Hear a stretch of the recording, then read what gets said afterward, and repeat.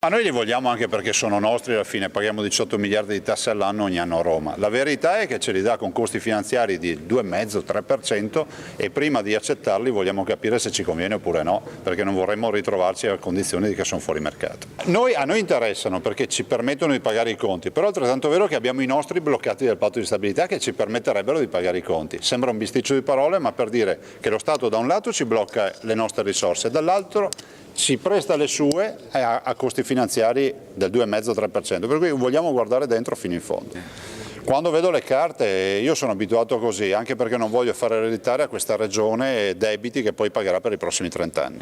Ma guardi, è la falange macedone, in mezzo c'è Roma, noi dobbiamo schiacciare Roma e penso che la vera soluzione sia quella di fare l'alleanza da nord a sud con tutte le realtà virtuose. Il governatore Vendola ha lo stesso problema di noi veneti come Puglia, ci sono altre realtà che comunque possono fare questa battaglia, ovvero liberare le risorse che noi abbiamo presso i conti correnti bancari. Noi abbiamo 1,3 miliardi di euro pronti per pagare i conti, il patto di stabilità ce li blocca.